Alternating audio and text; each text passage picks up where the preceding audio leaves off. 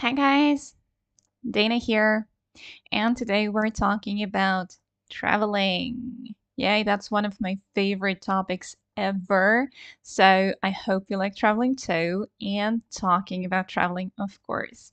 I'm also going to show you a couple of great ways to note down vocabulary and to remember it.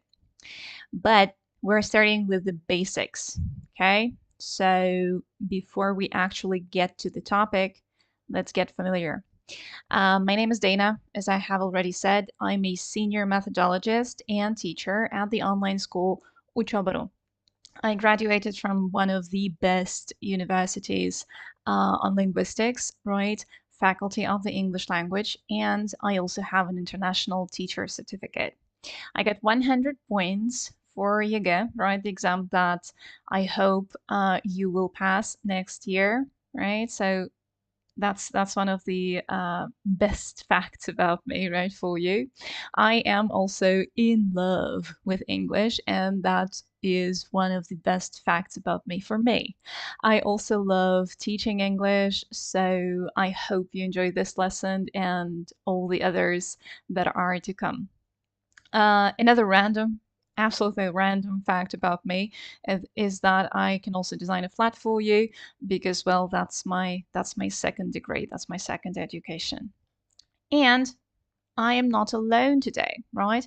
I am with the online school Учёба.ру, and with us, 5,000 students, 5,000 graduates got 80 plus for ЕГЭ and a 5 for ОГЭ. So guys, you're welcome to join us at any moment. We have a modern platform, educational platform for studying, right? For teaching you all the good things, right? About different subjects. English is one of them. And we also have different levels, right? For you to, well, study at your own pace to be comfortable while you're doing that. 50 experienced methodologists and teachers are here for you 24/7, right?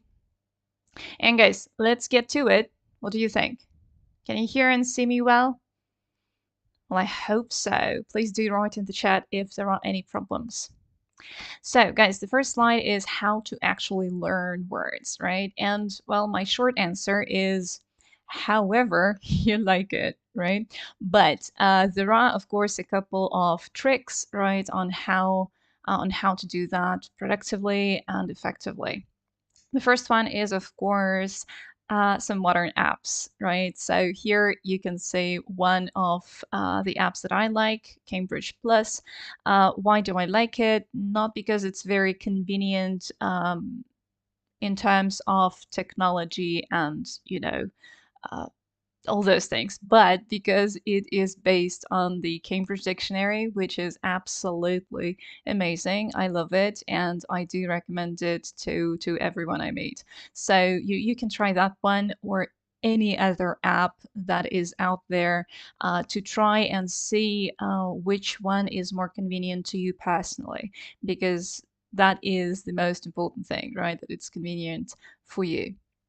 Another another way to learn words and to, well, write them down, right, to record them is using notes, of course. And you can use notes electronically, right, in your iPhone. There's an app for that, right, too. And or you could use written notes if you are, I don't know, conservative or old-fashioned.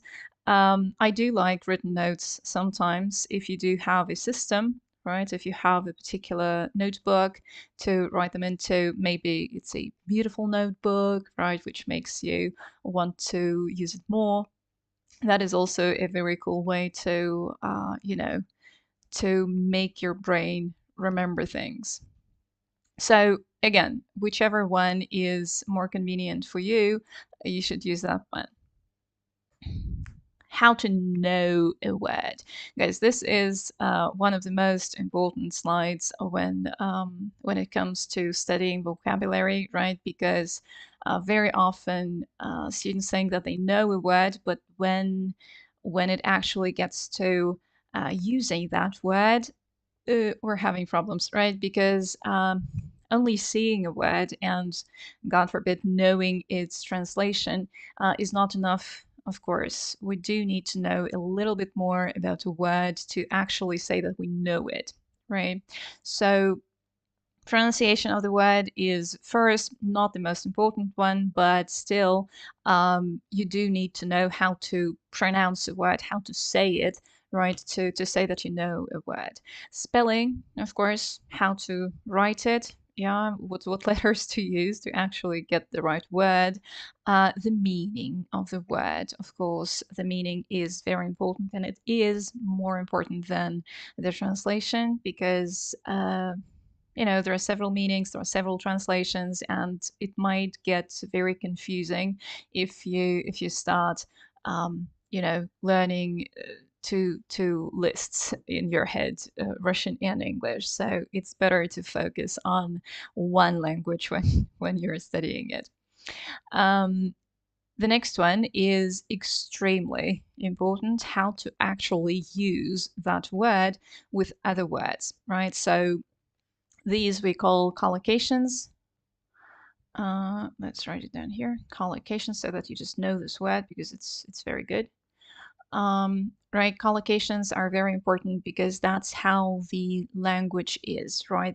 The language is made of words, of course, but it's also made of collocations of how to use those words together, right? Do homework, but make a mistake.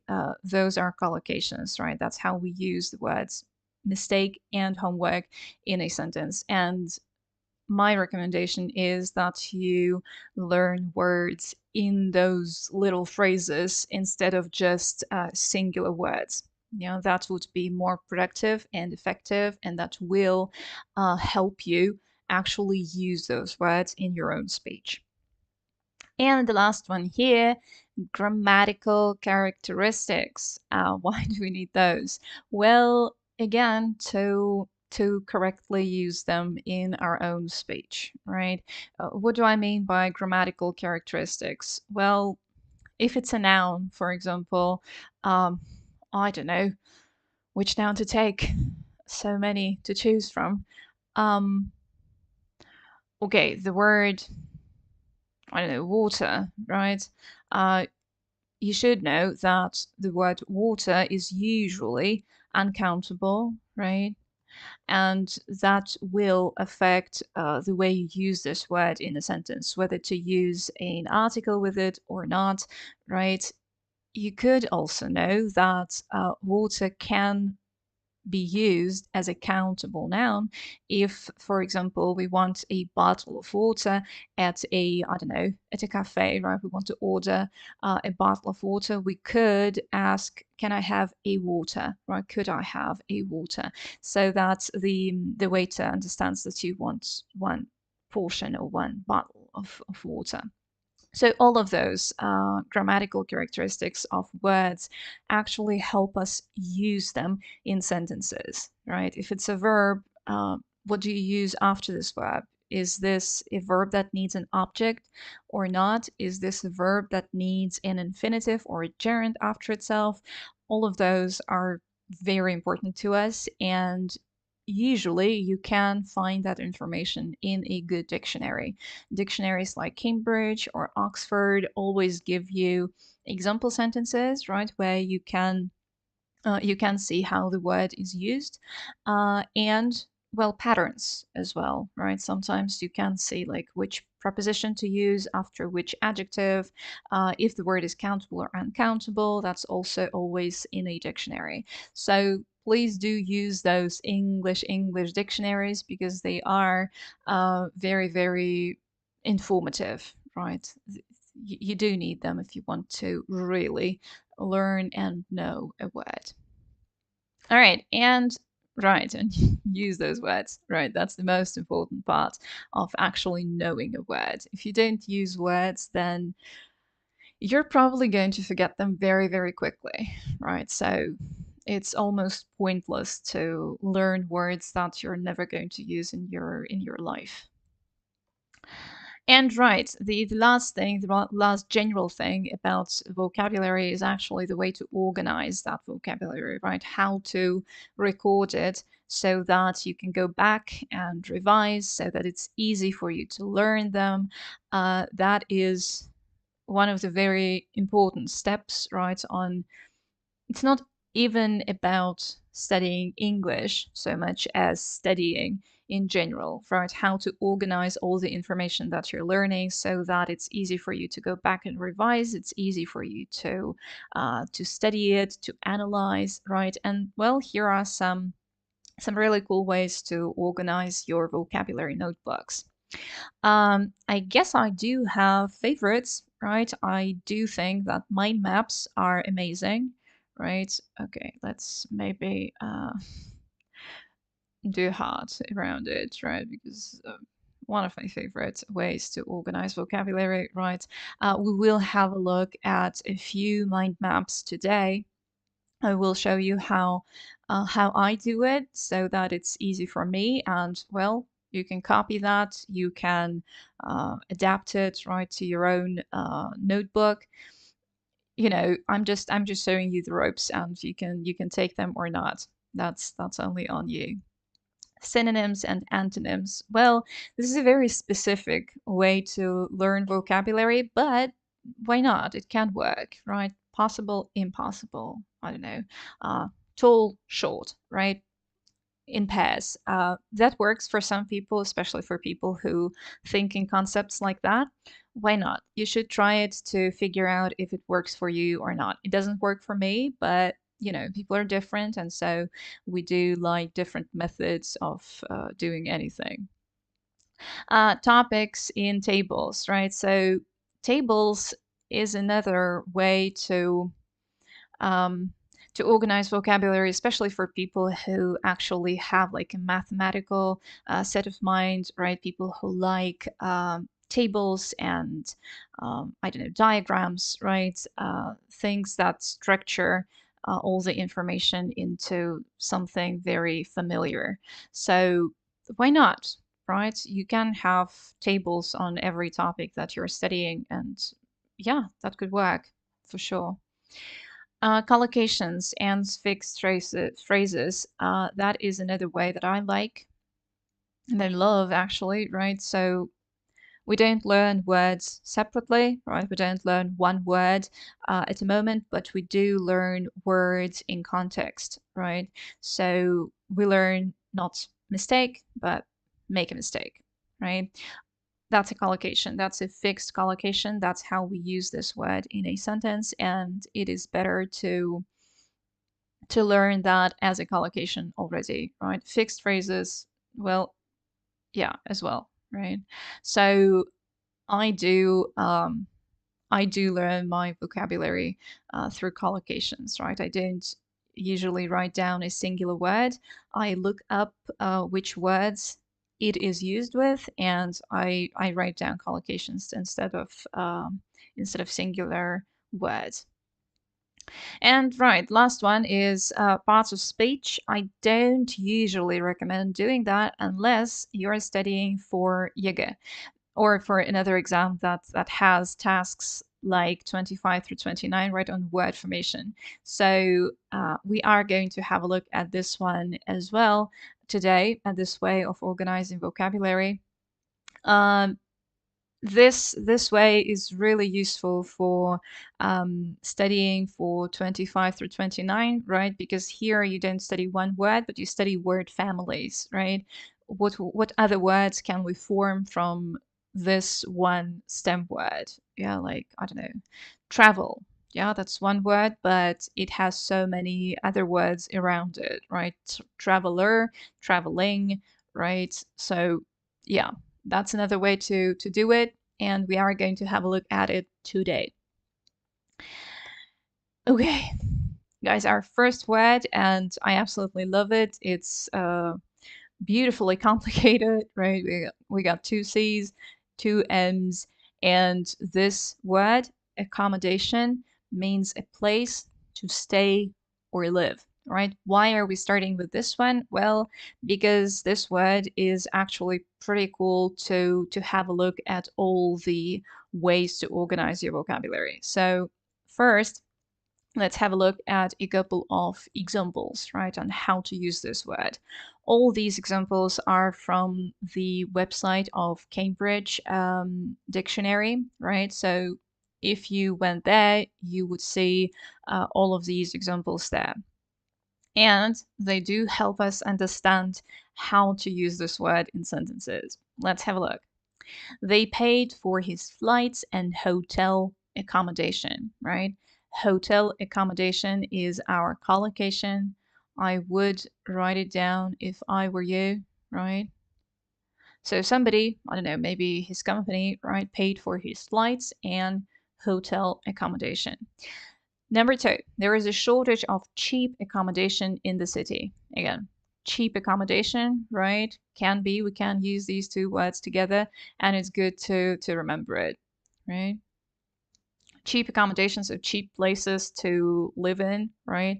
There is a shortage of those in the city. There isn't enough cheap accommodation in the city. Three, there is accommodation for about 500 students on campus, right? Accommodation for somebody, right? So there are enough places, right, on campus for 500 students. Cool. Four, hostels are a temporary solution until the families can be housed in permanent accommodation, right? Permanent accommodation. So, like a living situation for, I don't know, for some long period of time, forever, right? Permanent accommodation. Another cool collocation, right? That's how we can use this word accommodation in sentences, right? Here are only four different situations, right? But from this, you can already make your own sentences, right? And that is the goal of learning new vocabulary, right? To actually use those words in sentences. Let's move on. Collocations, right? With the word accommodation. I got all of these from Cambridge Dictionary, right? From example sentences, and I wrote them out. So this is a good way to learn vocabulary, to organize it in your own notebook, right? You could write accommodation if you're doing that manually, right? In handwriting, you could write the word accommodation in a different color. If you're doing that electronically, you can write accommodation in bold, yeah, like we have here in our examples. So to pay for accommodation, good way to use this word. Cheap or expensive accommodation, right? The opposite, and with adjectives, temporary or permanent accommodation, right? Temporary, only for a short period of time. Permanent, like forever, right? For a long period of time. Permanent accommodation. So only four examples, right? Three collocations from these examples. If you look further, right, if you study this word a little bit in more detail, going to different dictionaries, Oxford, Merriam-Webster, right, you are going to find more collocations, and you don't have to write all of them, right, but you do have to write at least a couple to understand how the word works in a sentence. And word formation, right? I promised this is another way to study words. And well, here we can see accommodate, right, as a verb, accommodation as a noun. And if it were me, I would do this, right? I would show myself, I would show to myself what suffix to use to form another word from this basic stem word, right? Accommodate is a verb, accommodation is a noun. Accommodating is an adjective, right? Another suffix and a different part of speech. It also means a bit of a different thing, right? Accommodating, we can call a person accommodating if they are willing to help others, right? Accommodating. And an adverb, right? Accommodatingly, right? We add li and we get an adverb. So this is another way to study vocabulary. Again, a very good way to prepare for 25 through 29, right? Exercises, tasks on word formation in our exam. Maybe not the best way in general, but you might get used to it and you might want to use it even after you've passed the exam. Why not? Right, so here on the slide you can see two ways, right, on how to organize your vocabulary differently with collocations or with word formation. You can mix them up, right? You can do absolutely anything you want because this is your vocabulary notebook, it's your vocabulary notes, or your vocabulary app, right? Again, it all depends only on you and on your preferences. We are moving on to another way, right? This is called a mind map, right? And well, let's have a look at different types of accommodation. Uh, Again, another way to organize your vocabulary, right? So you write accommodation in the middle, in bold, in a different color, whatever, right? You might want to write a short meaning, a short definition of this word, right? If it's new to you. And then you just go with, I don't know, nets and again, go as crazy as you want to, right? This is the way that I like. Only one main word, right? And then we go out with nets to write down all the other words that we want to remember about this main topic. So, different types of accommodation here, right? Let's have a look at them. Let's talk about them a little bit. A hostel, right? A hostel is usually a very cheap accommodation.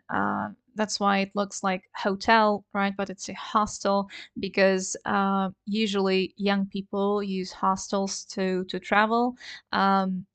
Very often you see a big room with many beds, and this room is a shared room, right? So you only rent a bed, and everybody lives there with strangers.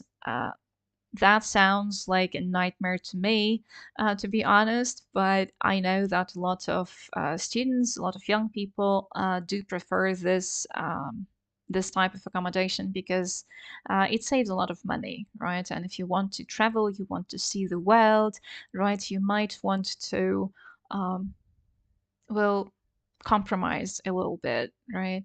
A lot of people think that while you're traveling, while you're in another country or even just another city, right, the only thing you want from your accommodation is a place to sleep, right? So that's why people choose hostels sometimes. A guest house is a cheap hotel, usually owned by a family or by one person who works there as well. So a guest house is a very small hotel, and it's usually much cheaper than a hotel per se. A self-catering flat is basically a flat or an apartment that has a kitchen in it, right? And you can cook for yourself. You can, I don't know, you can do anything, right? Yourself. So you buy this, you rent this flat to actually live there, right, for some time while you're traveling. A campsite is a place where you can put up your tent, right, and live in nature for some time. Again, sounds like a nightmare to me, but I know that a lot of people like natural sights, like staying outside, sleeping in a tent under the stars and stuff. So why not? Campsites are usually places where, mm, there are like toilets and places to wash up, right? And you can rent a space there to put up your tent and live there for a night or I don't know, 2 weeks, whatever, right? It doesn't really matter. An apart hotel, well, I would say that it's very similar to a self-catering flat, but at an apart hotel, you usually have some perks of a hotel, right? Like I don't know, housekeeping comes, right? And they do your dishes, right? They clean your flat, your apartment, right? Apart hotel is from apartment hotel, right? So there are some perks of a hotel, but it's usually like a small apartment where you can stay and again, cook, clean, do whatever you want to. Um, right, next one, a five-star hotel. Well, of course, it can be five-star or three-star hotel. It doesn't really matter, but this is kind of a luxurious way to spend your holiday, right? At a five-star hotel, they usually have, I don't know, a spa and a restaurant and anything you could imagine, right? But five-star hotels usually don't have like a kitchen in the room, for example, right? So I don't know. If you want to really rest, I guess that's a very good choice, but they're usually pretty expensive. And the last one here, B&B, right? B&B stands for bed and breakfast, basically for a place to sleep and a breakfast to eat, right? So uh, yeah, that's just a type of a small hotel. Usually they're small, and you can stay there and during your holiday, right, to sleep and to I don't know have a small meal in the morning. That's it. Do we have any questions about the types of accommodation, guys?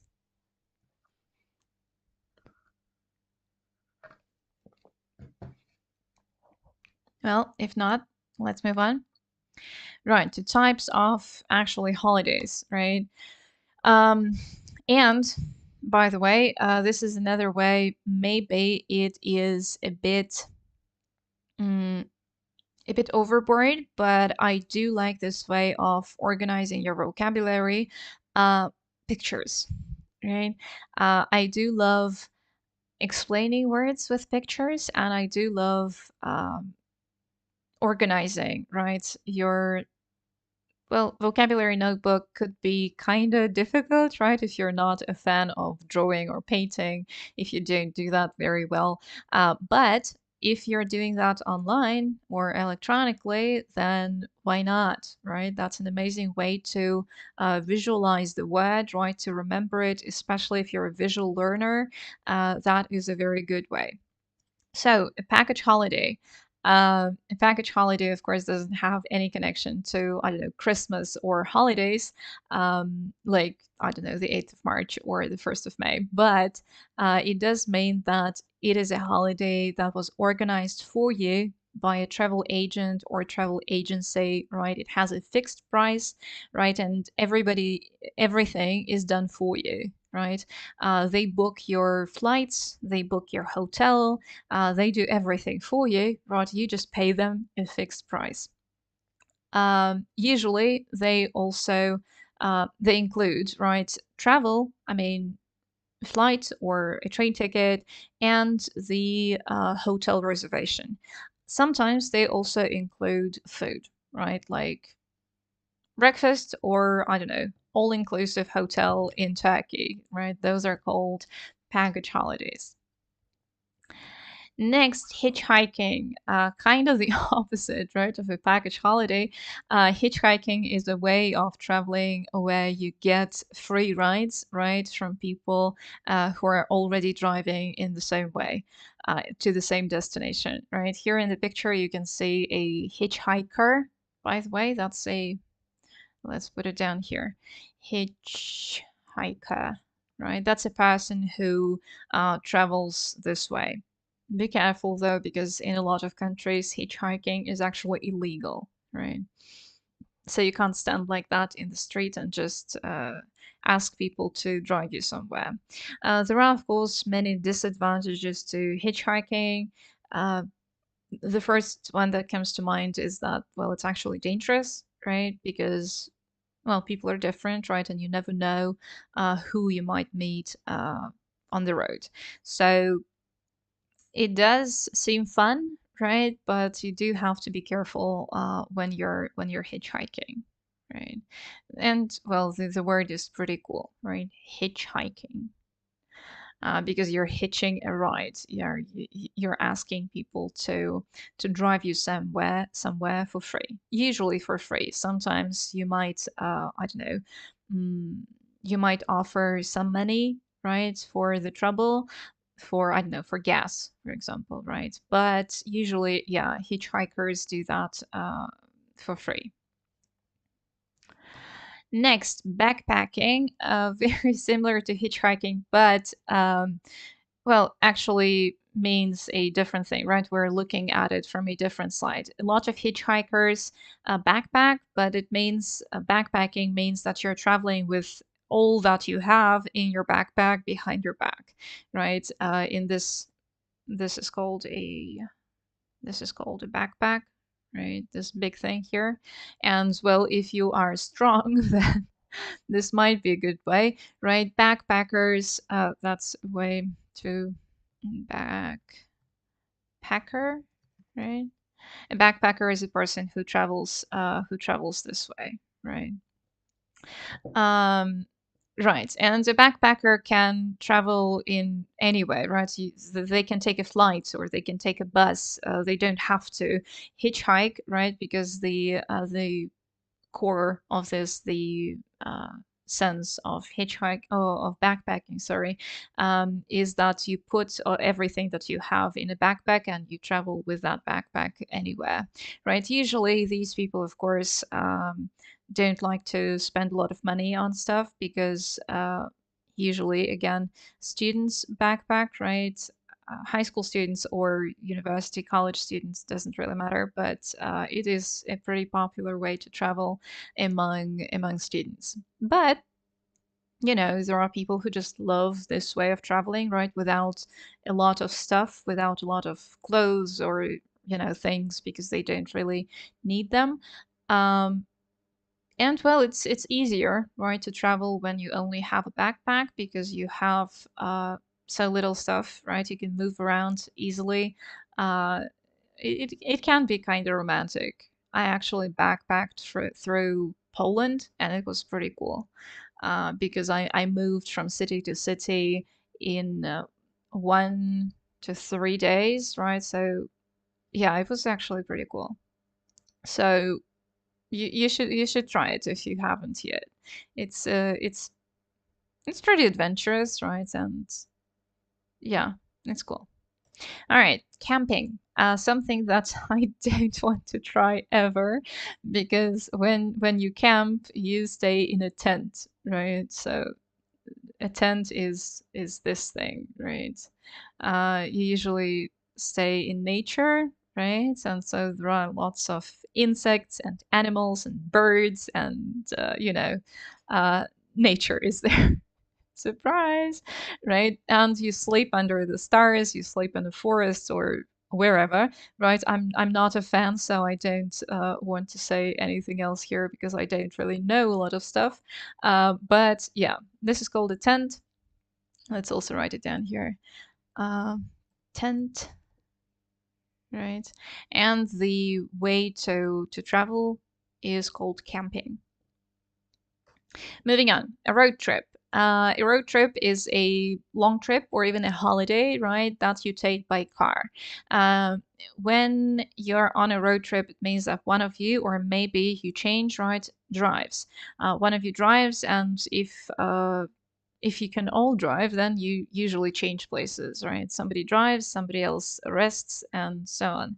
A road trip is, well, a cool way to travel because you can see so much. You can stop at any moment, right? Because you're in control, you're in charge of this trip. So that can be pretty cool, right? And there are a lot of road trip games that you can play, right? So I don't know, singing and loud music, right?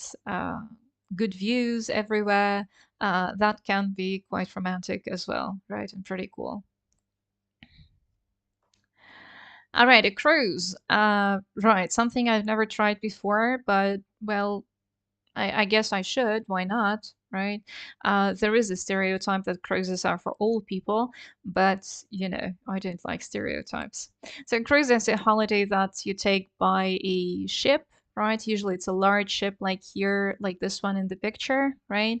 And on a cruise, people usually visit several places, right? Staying in ports, in different countries even, right? And well, you can stay there for, I don't know, a night or even half a day, right? And see the city and move on to another to another town or to another port, again by a large ship.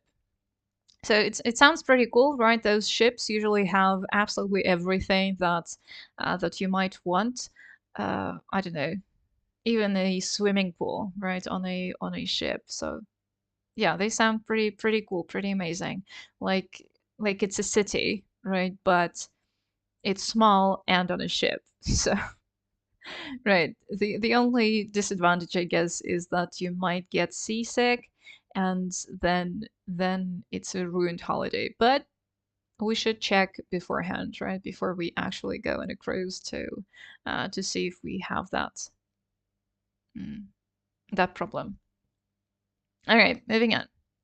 Guys, I am going to switch to Russian for just a couple of minutes, right, to tell you a little bit about our modern and amazing platform, or at least I will try to switch to Russian. Рассказываю про школу нашу, да? Современная платформа для подготовки, на которой есть абсолютно все, что вам нужно для того, чтобы учиться, да, для того, чтобы готовиться к экзамену. ОГЭ или ЕГЭ мы готовим к обоим экзаменам по огромному количеству предметов. Интерактивные видеоуроки состоят из маленьких видосиков, которые мы для вас сняли и нарезали с емкой, четкой информацией. После каждого видосика вы трените то, что вы только что изучили в упражнениях. Сейчас покажу. Вот как тут. Это занятие по-русскому, да, соответственно, вот тут вы посмотрели урок.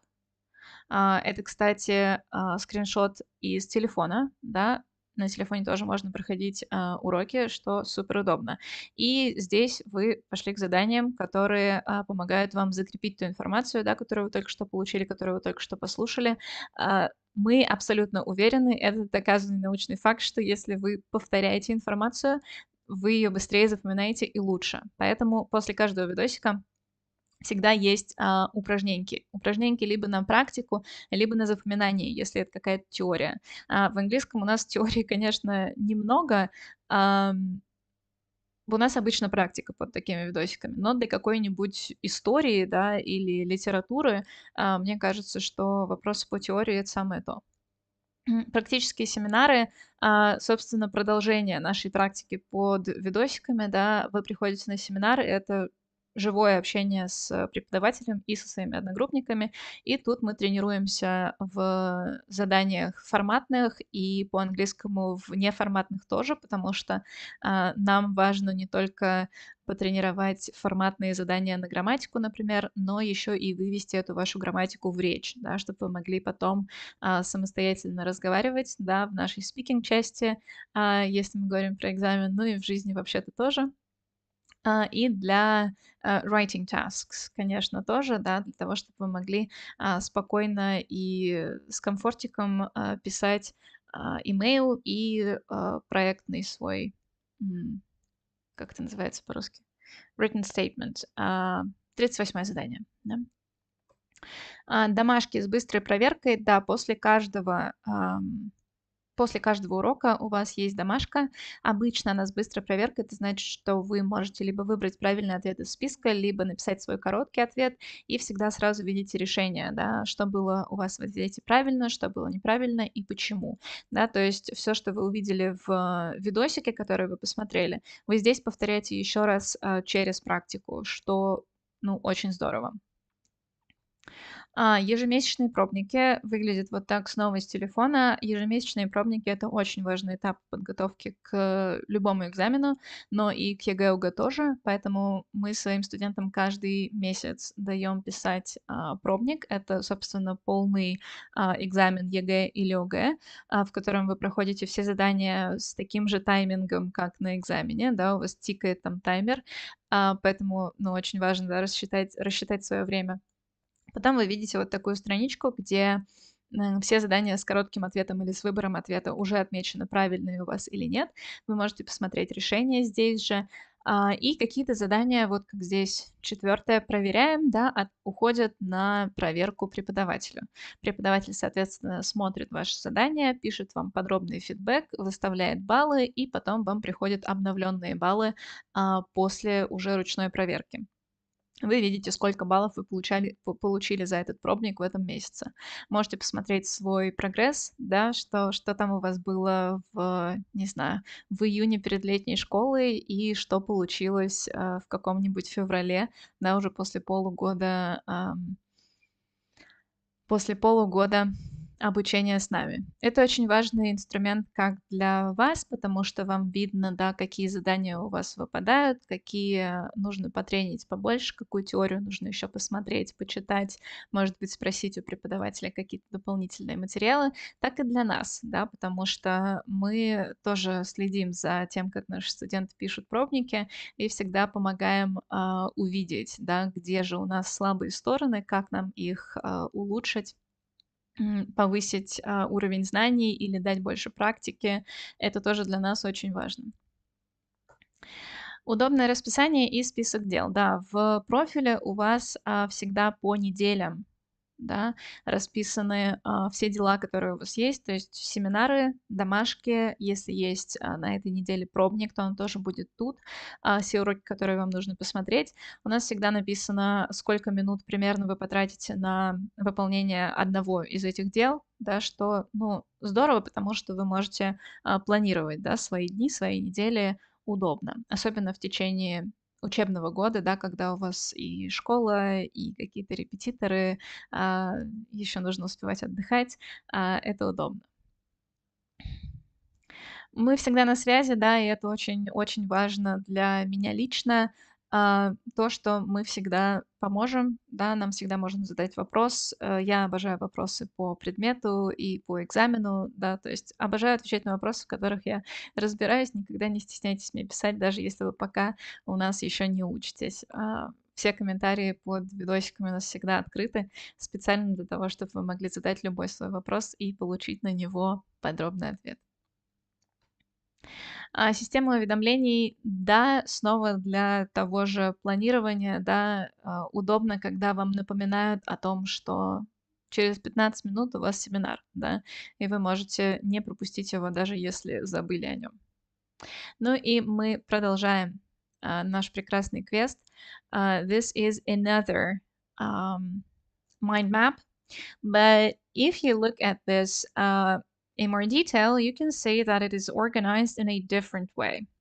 Guys, here we are at the airport, right? That's why this is big and in the center, right?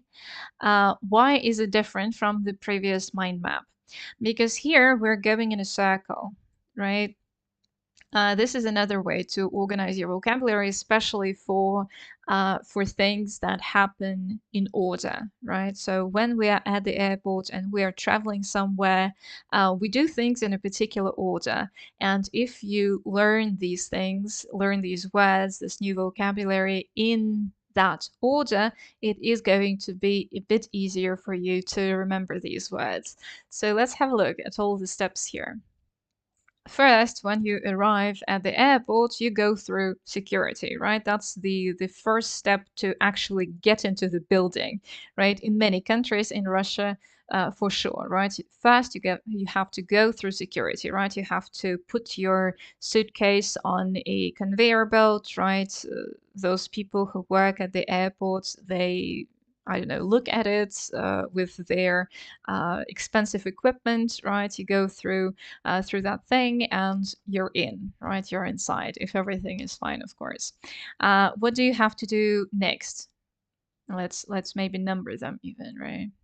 First, you go through security, then you check in your luggage or you drop it off, right? Check in or drop off. Luggage or baggage, right? These mean the same thing, right? Synonyms. And when you did that, you have checked luggage. Checked luggage, right? So you have checked luggage. That's the luggage that you don't carry with you, right? That you give to the airport worker and they put it into the plane, right? But you also have carry on or hand baggage, right? This is the bag or the backpack or even a suitcase if it's small. This is the suitcase that you take with you to the plane, right? You don't give it to anyone, it's always with you. We call it carry-on baggage or hand baggage. After you're done with checking in, you go through customs or you clear customs, right? It means that, well, you go to those airport workers, right, that look at your passport, look at your boarding pass, ask you where you're going, why you're going there, when you'll be back, and all those questions that are sometimes pretty scary. I do not like going through customs because it's always, I don't know, a bit stressful, I guess, especially in a foreign country, right? When you have to come into the country. So, right. That's another step in our process, right? Can't avoid it if you're traveling abroad, right? You don't have to go through customs if you're traveling to another town in your own country. Usually, it's much easier, right? Because you're not leaving the country. Then we show our boarding pass, right? The boarding pass is another good word for the traveling topic, right? Your boarding pass is basically your ticket, right? A piece of paper or a card or even, I don't know, an electronic picture, right? That gives you the right to enter the plane to go somewhere, right? Then you board the plane, right? When you board the plane, you come onto the plane, right? So board the plane, that's the collocation. And again, please do write it together. When you board the plane, you can sit somewhere, right? So we have an aisle seat, a window seat, and a middle seat. An aisle seat, I have a picture here for you. It's easier with a picture, right? An aisle seat is the seat here in the middle of the plane, right? That's actually my favorite one because it's easier to get up if you're in the aisle seat. Please notice the spelling and the pronunciation, right? Aisle. S is not pronounced, it's aisle. Aisle seat. Window seat is, of course, next to the window, right? And middle seat is in the middle, right? It's between the window seat and the aisle seat. Let's have a look, in a bit more detail, right, at these words. When we board the plane, we come onto the plane like this man is doing here, right? After everybody has boarded the plane takes off. It means that it leaves the ground, right? It goes up, right? It leaves, takes off, right? To take off is to leave the ground. And then after, I don't know, an hour, if you're going to some city that's near you, or I don't know, 12 hours if you're going to a faraway land, the plane lands, right? When the plane lands, it touches the ground again, right? It's a pretty exciting process, but the words are pretty easy, right? If you remember them together, right? So we board the plane, then the plane takes off. A lot of things happen on board, but you know about them a bit later, and then the plane lands. What happens after that? After the plane lands, you need to get your luggage again, right? The things that you checked in at your departure airport, now you have to actually get back. So we collect our luggage, and these are the words for that place where we get our luggage back. Let's have a look at another picture. Right. This is usually called a carousel. Right, it's a pretty cool word for such a thing, right? It's called a carousel or a conveyor belt. And conveyor belt is a more technical term for it. people usually call this a carousel, right? The place where you claim your baggage, where you collect it, get it back after your flight. And well, after you collected your luggage, what do you need to do? Well, find a currency exchange, of course, to change your money into the money of the country that you're visiting, right? Let's have a look at another picture. This is a currency exchange, right? When you are in, I don't know, you're in Europe, right? You need to exchange your rubles into euros, for example, and this is where you do it. This is the office where you can change your currency, your money, into the money of this particular country or city. The place is called currency exchange. The numbers that you see here, that's called exchange rate, right? That's the particular amount of money that you have to give to the person, right, to get a particular money back. Exchange rate. All right. And we are moving on if you don't have any questions. Guys, again, if you do have questions, you can write them in the comments at any point. I will answer absolutely anything that you write. Moving on, we have exchanged all the money that we need, right? We got our luggage. Now we're at the hotel. And here, before we actually get to the hotel, it's better to book a room, right? When you book a room, you make a reservation. Let's write it down here too. Make a reservation, right? So you ask the hotel to keep a room for you. You can pay for it in advance as well. And then when you're at the hotel, you check in, right? Just like you did at the airport, you check in at the hotel. After your stay, you check out, right? Which is actually pretty easy to remember. In and out. You check in, then you check out. A couple of other words for the topic of hotel. They're here. And guys, this is actually another way to record, to organize your vocabulary if you don't have enough time.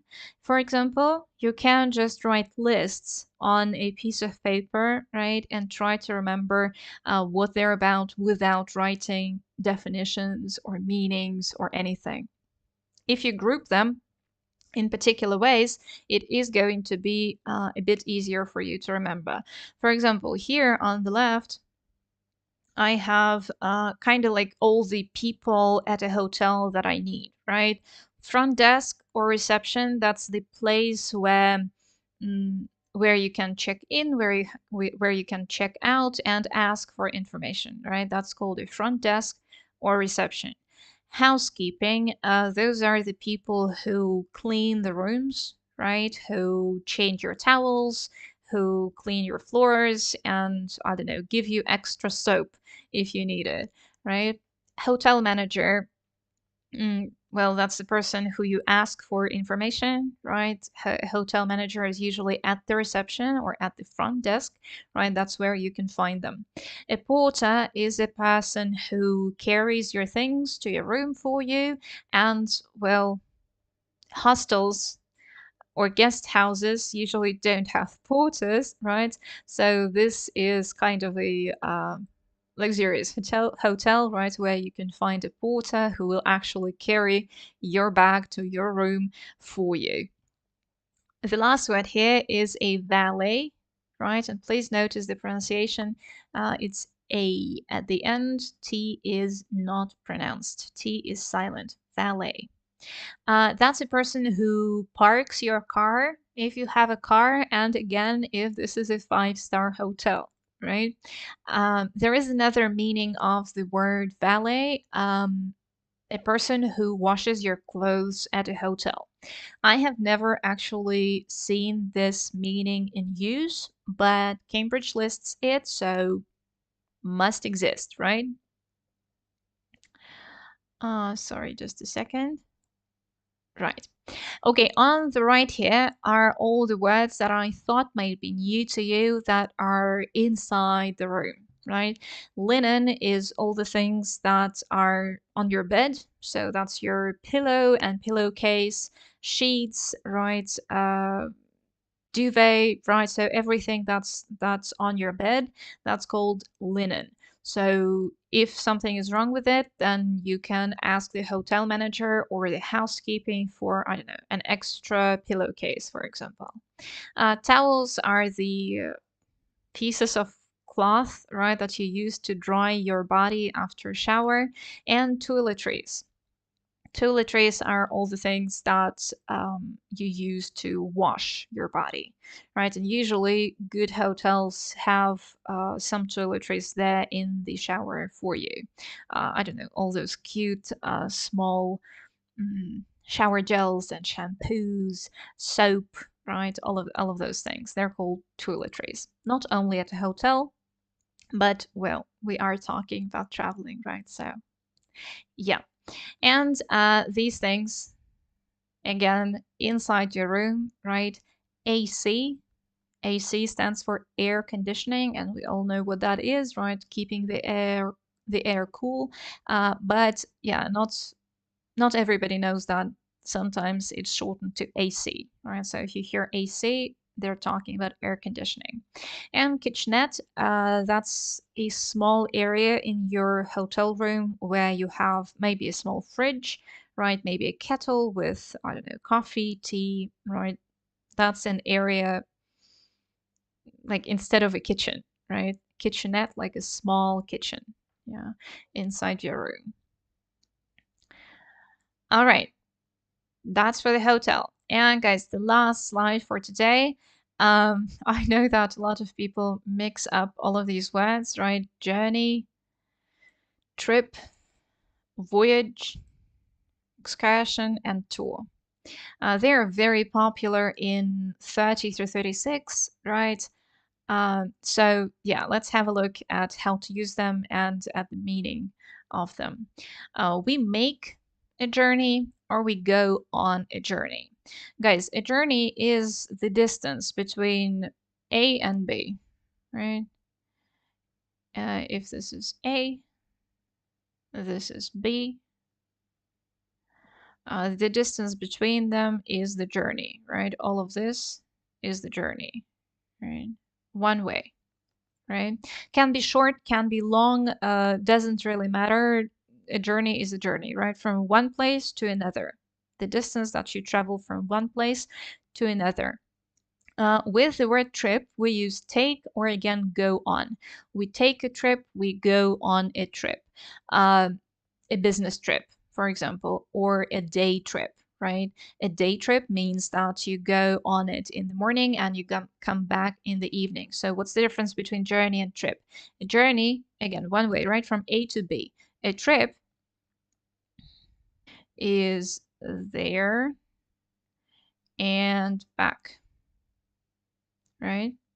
A trip can be long or short, but it's usually about a vacation, right? Like you go on a trip to Turkey, right? Then you come back. Uh, that's the main difference between journey and trip, right? A business trip, a day trip, I don't know, a medical trip, right? It doesn't really matter. There are a lot of collocations with the word trip. If you're interested, you can Google trip collocations, right? And you will see lots of different ways to use this word in a sentence, right? But the main difference, yeah, is that a trip is a journey there and journey back, and sometime there in B, right? In point B. Make a voyage, right? Another collocation, and a voyage is usually about our sea trips, right? By sea or in space, right? So when we're talking about, I don't know, all those spaceships, right? They also go on voyages, but we can't call a road trip a voyage, for example, right? Because voyages are about sea or space. Go on an excursion. Well, an excursion is usually it's usually um, Well, it's very similar to Russian, right? When you go somewhere for a particular purpose, for a particular purpose, for a purpose, right? Usually to learn something new, right? Or to see something new as a tourist, right? To learn something as a tourist. That's an excursion, yeah. And when we go on a tour, we usually go to several places, right? So we go from A to B to C and then to D, right? And only then we come back, right? Uh, Again, when we go on a tour, we usually go to look around, right? To learn something new, to see some new places, right? Tour is tourist, right? Is part of the word tourist, so that's pretty obvious, right? We can go on a trip not as a tourist, but I don't know, for business, for example, for a job. But when we go on a tour, we want to learn something, right? Or to see something new. Guys, let's travel. Yeah?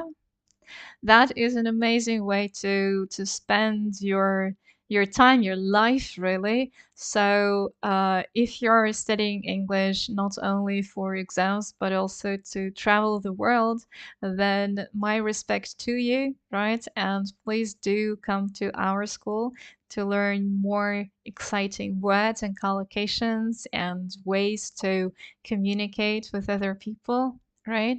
Differences between different ways to ask for something, to say something. That is absolutely amazing.